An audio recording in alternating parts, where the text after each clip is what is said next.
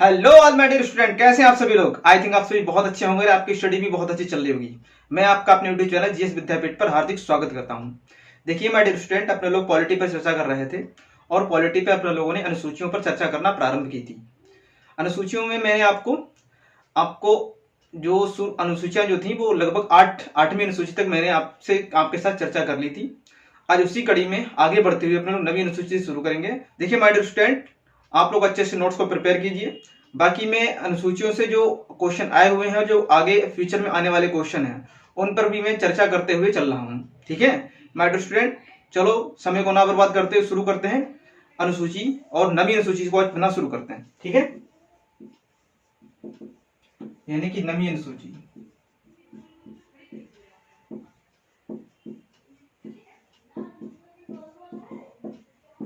देखो नवी अनुसूची में क्या दे रखा है। इस अनुसूची में देखिए, इस अनुसूची में उन कानूनों या विधानों का उल्लेख है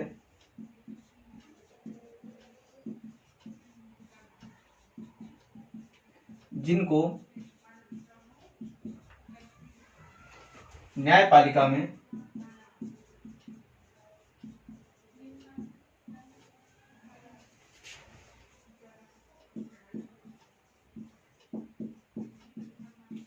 चुनौती नहीं दी जा सकती।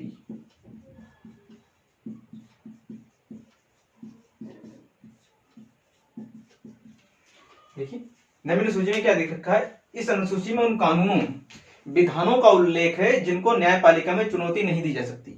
ये बात लिखी है नवीन अनुसूची में। देखिए अब इसको समझने से पहले देखिए, आपने जब अगर आपने संविधान का थोड़ा बहुत बेसिक आपको पता होगा, ठीक है ना। तो देखो हमारे यहाँ विधायिका क्या करती है, कानूनों को बनाती है। ठीक है ना, विधायिका का काम है कानूनों को बनाना। लोकसभा में बिल रखा जाता है, उस पर चर्चा होती है। राज्यसभा में बिल रखा जाता है, उस पर चर्चा होती है। जब दोनों सदनों से बिल पारित करके, ठीक है ना, हमारे राष्ट्रपति के पास पहुंचता है, राष्ट्रपति इस पर जब हस्ताक्षर करते हैं, उसके बाद ही क्या होता है, वो कानून की शक्ल रहता है या कानून के रूप में वो प्रस्तुत किया जाता है। अब देखिए हमारे यहाँ कानून बनाने का कार्य विधायिका का है, ठीक है ना, और कानूनों की जांच करने का काम हमारे यहाँ किसका है, न्यायपालिका का है। अगर विधायिका ने कोई ऐसा कानून बनाया है जो संविधान सम्मत नहीं है, संविधान के प्रावधानों के अनुसार नहीं है, संविधान की अंतरात्मा के अनुसार नहीं है, तो न्यायपालिका को यह शक्ति दी गई है कि वो उस कानून को क्या कर दे, रद्द कर दे, असंवैधानिक घोषित कर दे। ये हमारी न्यायपालिका को शक्ति प्राप्त है। इसको बोलते हैं न्यायपालिका का पुनर्विलोकन, जुडिशियल रिव्यू। ठीक है ना, यहाँ जब मैं न्यायपालिका पढ़ाऊंगा तो उसमें आपको बताऊंगा न्यायपालिका को जुडिशियल रिव्यू की पावर कहां से मिलती है। ठीक है, देखिए अब देखो नवीन अनुसूची को समझने से पहले आपको थोड़ी सी कहानी सुननी पड़ेगी, उसके बाद ही नवीन अनुसूची आपको अच्छे समझ में आएगी। क्योंकि नवीन अनुसूची बहुत ही डिस्प्यूटेड है और ये चर्चा में भी कभी ना कभी आ जाती है। देखिए आपको पता है कि जो लैंड जो है ये किस सूची का विषय है, राज्य सूची का विषय है। जो कृषि है, एग्रीकल्चर, वो भी किसका विषय है, वो भी राज्य सूची का विषय है। आप कहेंगे सर आप नवीन सूची पढ़ाते पढ़ाते इन सब मुद्दों पर क्यों आ गए, आप भूमि पर आ गए, कृषि पर आ गए। बिना इन मुद्दों को समझे हुए माय डियर स्टूडेंट, आप नवीन अनुसूची को समझ ही नहीं पाएंगे। देखिए जब 26 जनवरी 1950 को हमारा संविधान लागू हुआ, ठीक है ना, हमारा संविधान लागू 26 जनवरी 1950 को हुआ, लेकिन हमारे यहाँ जो आम चुनाव हुए वो 1952 में हुए। 13 मई 1952 को हमारे यहाँ संसद का गठन किया गया, ठीक है ना। उससे पहले हमारे यहाँ क्या था, अंतरिम जो संविधान सभा थी वही क्या कर रही थी, अंतरिम संसद के रूप में कार्य कर रही थी। अब देखिए जब अंतरिम संसद के रूप में संविधान सभा काम कर रही थी और केंद्र सरकार और प्रांतीय सरकारें काम कर रही थी, तो हो क्या रहा था, जब हमारे यहाँ 26 जनवरी 1950 को संविधान लागू हुआ, जब ये देखा गया कि हमारे यहाँ ये कहा जाता है कि हमारी अर्थव्यवस्था जो है वो कृषि आधारित अर्थव्यवस्था है। जब भारत आजाद हुआ 1947 में, तो जो खेती जो थी, जो कृषि जो थी, ये बड़े बड़े जमींदारों के पास थी। भारत में बहुत सारे किसान क्या थे, भूमिहीन थे। भारत में बहुत सारे किसान क्या थे, भारत में बहुत सारे किसान भूमिहीन थे। इन्हीं को क्या बोला जाता था, इन्हीं को बोला जाता था काश्तकार। क्या बोला जाता है, काश्तकार। काश्तकार का मतलब ये होता है, ठीक है ना, काश्तकार ऐसे किसानों को कहते हैं जो अपनी भूमि पर ना काम करके किसी अन्य की भूमि पर खेती कृषि का काम करते हैं, उनको क्या बोलते हैं? उनको काश्तकार बोलते हैं। तो उस समय हमारे यहाँ काश्तकारों की संख्या बहुत थी, भूमिहीन किसानों की संख्या बहुत थी। तो राज्य सरकारों ने क्या सोचा कि भाई अब जब भारत आजाद हो चुका है, हम अंग्रेजों के चंगुल से आजाद हो चुके हैं, तो भारत में सामाजिक और आर्थिक न्याय होना जरूरी है।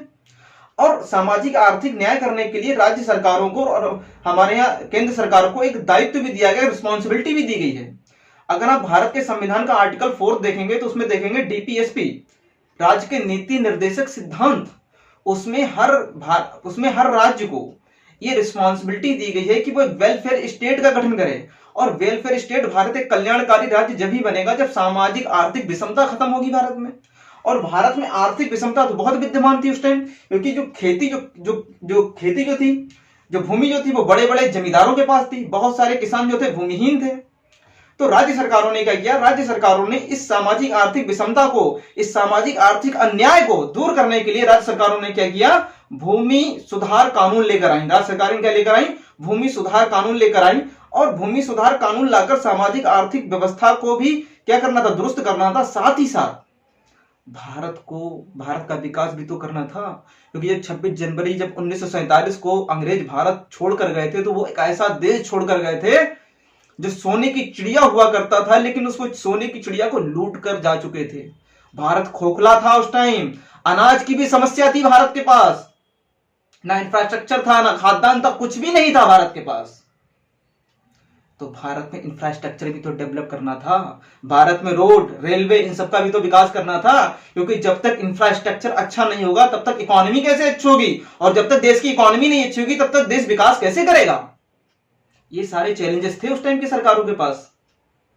उस टाइम हमारे पूर्व प्रधानमंत्री जवाहरलाल नेहरू के पास ये सारे चैलेंजेस थे। इन चैलेंजेस से निपटने के लिए प्रांतीय सरकारों ने क्या किया? भूमि सुधार कानून लेकर आई प्रांतीय सरकारें। और भूमि सुधार कानूनों कहते हैं उन्होंने क्या किया? जमींदारों से एक भूमि लेकर किसानों को देना शुरू कर दी। इसको बोलते हैं अलॉटमेंट, हिंदी में इसको बोलते हैं आवंटित भूमि। अगर आप अपने घर में आपके घर में कोई वृद्ध हो, अपने बाबा हो, दादा हो, उनसे कभी पूछिएगा तो वो आपको बताएंगे कि पहले के वृद्ध लोग कहते थे हम आवंटित भूमि, हमें जो सरकार ने भूमि आवंटित की, हम उस वाले खेती में जा रहे हैं, उस वाले खेत में जा रहे हैं, ठीक है ना। तो जो अलॉटमेंट, जो लैंड थी जो सरकारों ने किसानों को दी, उन्हीं को बोलते हैं आवंटित कृषि, ठीक है माय डियर स्टूडेंट। लेकिन जैसे ही राज्य सरकारें भूमि सुधार कानून लेकर आई, जैसे ही राज्य सरकारें क्या लेकर आई? भूमि सुधार कानून।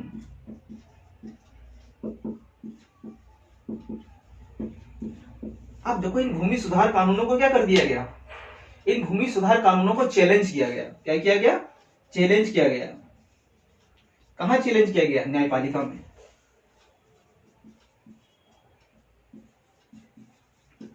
न्यायपालिका में चैलेंज किया गया।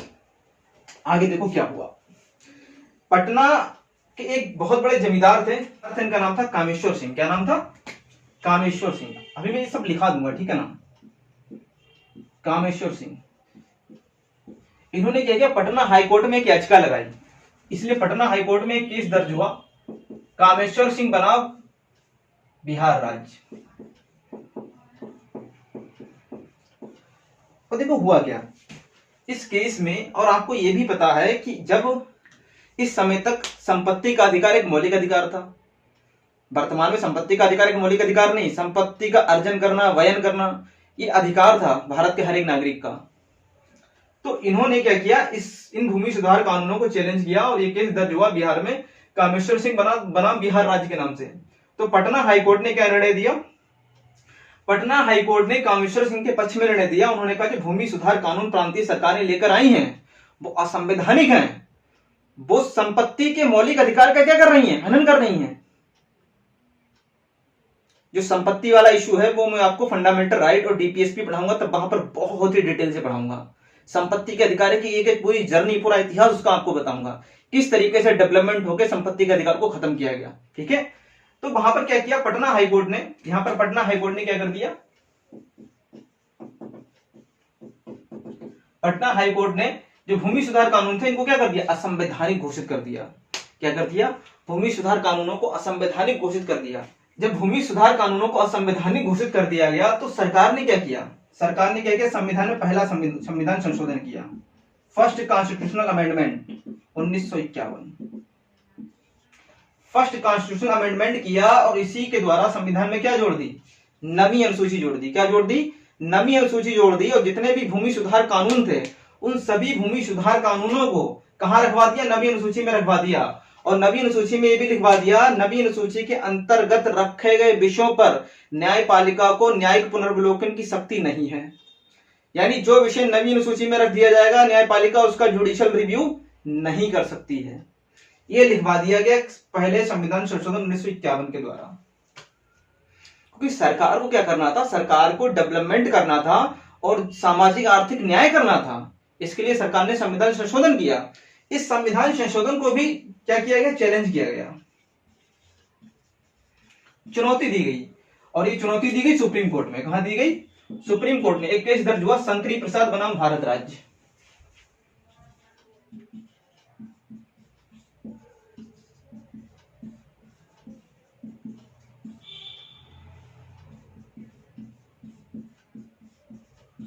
शंकरी प्रसाद बनाम भारत राज्य, ठीक है ना।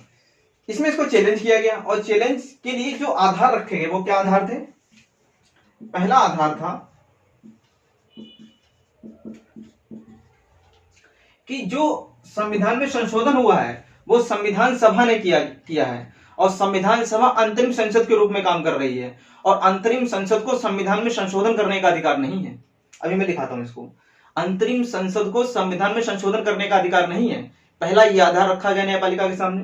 दूसरा आधार क्या रखा गया, दूसरा आधार ये रखा गया कि नवी अनुसूची में डाले गए विषयों पर न्यायपालिका जुडिशियल रिव्यू नहीं कर सकती है। ये न्यायपालिका की शक्ति को कम करने की कोशिश की जा रही है। ये दोनों ही आधार रखे गए। लेकिन शंकरी प्रसाद बनाम भारत राज्य में सुप्रीम कोर्ट ने जो अपना निर्णय दिया उसमें सुप्रीम कोर्ट ने क्या किया, पहले संविधान संशोधन को क्या माना, पहले संविधान संशोधन को सही माना। क्या माना, क्योंकि ये बात न्यायालय को भी पता थी कि सरकार ऐसा क्यों कर रही है। उन्हें भी पता थी कि सरकार ऐसा मजबूरी में कर रही है, सरकार के आगे कोई चारा नहीं है। तो शंकरी प्रसाद केस में क्या हुआ, पहले संविधान संशोधन को सही माना गया। ठीक है माय डियर स्टूडेंट, इस तरीके से नवी अनुसूची भारत में जोड़ी गई। इसके बाद क्या हुआ, इसके बाद एक और केस हुआ, ये होगा केशवानंद केस।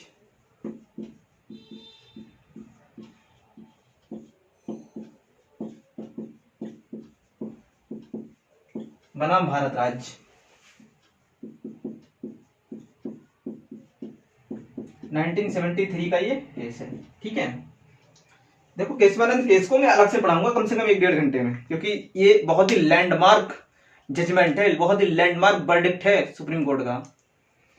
केशवानंद केस में सुप्रीम कोर्ट ने कहा, इन्होंने कहा कि पहला संविधान संशोधन सही है, लेकिन नवी अनुसूची में 24 अप्रैल 1973 से पहले जितने भी विषय डाले गए हैं उन पर न्यायपालिका जो है वो न्यायिक पुनर्विलोकन नहीं कर सकती, जुडिशियल रिव्यू नहीं कर सकती। लेकिन 24 अप्रैल 1973 के बाद डाले गए जितने भी विषय हैं उन सभी पर न्यायपालिका क्या करेगी, न्यायिक पुनर्विलोकन कर सकती है। केशवानंद केस में सुप्रीम कोर्ट ने अपना ये जजमेंट दिया।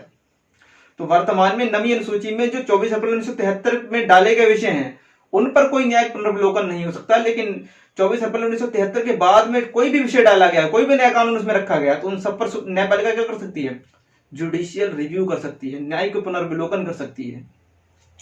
ठीक है माय डियर स्टूडेंट, ये पूरा मामला था। अब देखो नवी अनुसूची से क्वेश्चन कैसे बनेगा। आप कहेंगे सर आपने इतना सब क्यों पढ़ाया, नवी अनुसूची तो आप एक लाइन में पढ़ा सकते थे। माय डियर स्टूडेंट, अगर मैं एक लाइन में पढ़ाना चाहता तो पढ़ा देता, लेकिन नवी अनुसूची से अभी तक तो आपने यही क्वेश्चन सुना है कि जो भूमि सुधार कानून है वो कौन सी अनुसूची में रखे गए हैं, आप कहेंगे नवी अनुसूची में रखे गए हैं। नवी अनुसूची को संविधान में कौन से संशोधन के द्वारा जोड़ा गया, पहले संविधान संशोधन के द्वारा जोड़ा गया। अब देखिए नवी अनुसूची से यहां से थोड़ा सा ट्रिकी और टिपिकल क्वेश्चन कैसे बनेगा, या एग्जामिनर अगर थोड़ा डेप्थ में जाएगा तो क्वेश्चन कैसे बनाएगा। मैं क्वेश्चन एक बनाकर देता हूं, नवी अनुसूची से संबंधित निम्नलिखित कथनों पर विचार कीजिए, कौन से कथन असत्य हैं उनको पहचानिए। पहला स्टेटमेंट है, भारत के संविधान में नवी अनुसूची को पहले संविधान संशोधन के द्वारा जोड़ा गया। भारत के संविधान में नवी अनुसूची को पहले संविधान संशोधन के द्वारा जोड़ा गया, यह पहला स्टेटमेंट है। दूसरा स्टेटमेंट है, पहला संविधान संशोधन संविधान सभा के द्वारा अंतरिम संसद के रूप में किया गया। पहला संविधान संशोधन संविधान सभा के द्वारा अंतरिम संसद के रूप में किया गया। तीसरा स्टेटमेंट है, नवी अनुसूची में केवल भूमि सुधार कानूनों को रखा गया है। नवी अनुसूची में केवल भूमि सुधार कानूनों को रखा गया है। चौथा स्टेटमेंट है, नवी अनुसूची में रखे गए विषयों पर न्यायपालिका जुडिशियल रिव्यू या न्यायिक पुनर्विलोकन नहीं कर सकती। अब आपको ये बताना है इन चारों में से कौन से कथन गलत हैं। एक्चुअली में ये रिकॉर्डेड लेक्चर है, जब मैं आपके सामने लाइव आने लगूंगा तब मैं आपसे आंसर तुरंत लिया करूंगा कि आप देखें आप लोगों ने कितना समझा है राज्य व्यवस्था को, कितना आपने सीखा है। और देखो अपने लोग सीखने के ही मूड में हैं, ठीक है ना। मैं आपसे सीखता हूं, आप मुझसे सीखते हैं, और कभी भी सीखने की जो अपनी ललक होती है उसको कभी कम नहीं करना चाहिए, क्योंकि इंसान किसी से भी कुछ भी सीख सकता है, ठीक है ना। मैंने अपने बच्चों से बहुत सीखा है, और बच्चों से सीख कर ही आप लोगों की हिम्मत, आप लोगों की कॉन्फिडेंस की वजह से ही मैं इस प्लेटफॉर्म पर खड़े होकर पढ़ा पा रहा हूं, ठीक है ना। मैं सभी बच्चों को तहे दिल से थैंक्स बोलना चाहता हूं जिन्होंने मुझे इतना सपोर्ट, इतना प्यार, इतना रिस्पेक्ट दी, ठीक है, इस ऑनलाइन के मंच से। अब देखिए इसमें गलत कौन सा है। तो देखिए माय डियर स्टूडेंट, इसमें कौन सा स्टेटमेंट गलत होगा? तीसरा गलत होगा और चौथा गलत होगा, ठीक है ना। देखिए आप जब नोट्स बनाइए तो इन सब क्वेश्चन को लिख लिया कीजिए। लिखने से क्या होगा, जब आप नवी अनुसूची को पढ़ेंगे तो छोटे तो क्वेश्चन आपसे हो ही जाएंगे, लेकिन जब क्वेश्चन थोड़े डेप्थ में पूछे जाएंगे तो ये क्वेश्चन आपके माइंड में क्लियरिटी देंगे कि इस टॉपिक से कैसे क्वेश्चन और पूछे जा सकते हैं, और आपका इस टॉपिक पर कॉन्सेप्ट और अच्छे से क्लियर हो पाएगा। जो मैं क्वेश्चन बोलूं उनको कोशिश या कीजिए, लिख लिया कीजिए, ठीक है। पहले तो मैं बताता हूं तीसरा और चौथा क्वेश्चन कैसे, तीसरा और चौथा स्टेटमेंट कैसे गलत है। देखो तीसरे स्टेटमेंट लिखा है केवल भूमि सुधार कानून रखे गए हैं। क्या? केवल भूमि सुधार, तो ये बिल्कुल गलत है। जब नवी अनुसूची को संविधान में जोड़ा गया था पहले संविधान संशोधन के द्वारा, ठीक है ना, 9th शेड्यूल को, तो इसमें केवल 13 कानूनों को रखा गया, 13 विषयों को रखा गया था, और ये 13 विषय थे, ये 13 विषय जो थे वो भूमि सुधार से ही संबंधित थे। लेकिन इस नवी अनुसूची में अब तक 11 संशोधन हो चुके हैं, ये 11 बार अमेंड हो चुकी है। तो वर्तमान में इसमें कितने कानून हैं? वर्तमान में इसमें 284 विषय रखे हैं। कितने? 284 विषय, और ये 284 विषयों में 13 जो विषय हैं वो भूमि सुधारों से संबंधित नहीं है। तो मैंने क्या बोला, नवी अनुसूची में केवल भूमि सुधार कानून रखे हैं, तो केवल भूमि सुधार कानून नहीं है, और भी कई विषय रखे गए हैं, इसलिए तीसरा स्टेटमेंट गलत हो गया। चौथा स्टेटमेंट मैंने कहा नवी अनुसूची में रखे गए विषयों पर न्यायपालिका क्या कर सकती है? जुडिशियल रिव्यू या न्यायिक पुनर्विलोकन नहीं कर सकती है। तो देखिए मैंने आपको बताया था कि केशवानंद भारती केस,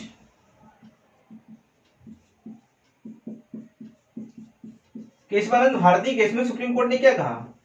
24 अप्रैल 1973 के बाद का कोई भी विषय नवी अनुसूची में रखा जाएगा उस पर न्यायपालिका क्या कर सकती है? जुडिशियल रिव्यू कर सकती है। इसलिए तीसरा और चौथा स्टेटमेंट क्या हो जाएगा? गलत हो जाएगा। देखिए नवी अनुसूची को, सबसे पहली बात, नवी अनुसूची जो थी वो पहले संविधान संशोधन के द्वारा जोड़ी गई।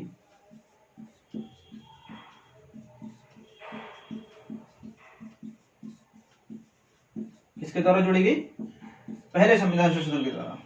ये संविधान संशोधन किसने किया? संविधान सभा ने। संविधान सभा ने अंतरिम संसद के रूप में कार्य करते हुए किया, अंतरिम संसद के रूप में संशोधन किया।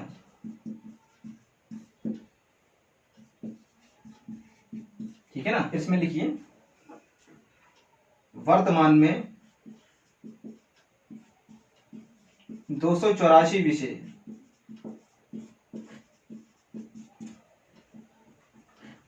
284 विषय नवी अनुसूची में रखे गए हैं, नवी अनुसूची में है, जिसमें कुछ विषय भूमि सुधार कानूनों से नहीं है, कुछ विषय भूमि सुधार कानूनों से नहीं है। देखिए जब पहली संविधान संशोधन के द्वारा नवी अनुसूची को जोड़ा गया था, उस टाइम जब जोड़ा गया था तो इसमें 13 कितने रखे गए? 13 भूमि सुधार कानून रखे गए थे। यहाँ पे लिख लीजिए 13 भूमि सुधार कानून रखे गए थे।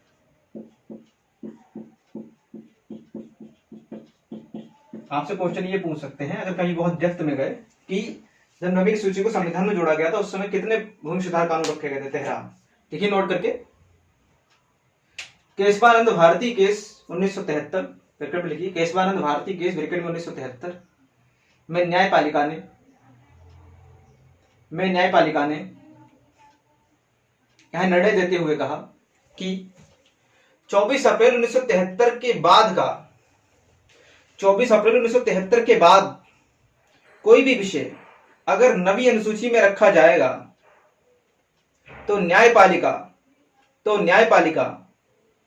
उसका न्यायिक पुनर्विलोकन कर सकती है। ठीक है, ये नवी अनुसूची से संबंधित सारी बातों पर मैंने आपसे चर्चा की। अब मुझे नहीं लगता नवी अनुसूची से आपका भविष्य में कोई क्वेश्चन गलत होगा अगर आप लोग पूरे कंसंट्रेशन, पूरी मेहनत, पूरी ईमानदारी के साथ मेरे साथ जुड़कर पढ़ रहे हैं। तब देखिए माय डियर स्टूडेंट, ये समय पढ़ने का है, ये समय कुछ करने का है, ये समय आगे बढ़ने का है, ये समय अपने सपनों को पूरे करने का है। तो इस समय आपके लिए आपकी स्टडी से ज्यादा इंपॉर्टेंट दुनिया में कोई काम नहीं होना चाहिए। बिल्कुल पूरी ईमानदारी, पूरी मेहनत के साथ अपनी स्टडी को कीजिए। खाते हुए पढ़िए, टहलते हुए पढ़िए, इतना पढ़िए कि पूरे हफ्ते में इतना पढ़िए कि मम्मी कहने लगे कि बेटा ये ले 500 रुपए, जाके बाहर दोस्तों के साथ पिज्जा खा ले, जाके तू कितना पढ़ाई करेगा। पापा कहने लगे यार कभी तो किताबों से बाहर निकला करो। इतना पढ़िए, इस कदर पढ़िए, पागलों की तरह पढ़िए, क्योंकि अगर आपको अपने सपने को अचीव करना है तो जुननी और पागल तो आपको होना ही पड़ेगा, ना बस आपका वक्त खराब होगा और कुछ नहीं खराब होगा। पूरी जुनून के साथ, पूरी मेहनत के साथ डट जाइए। ठीक है my dear student, okay, all the best. मिलते हैं नेक्स्ट वीडियो में।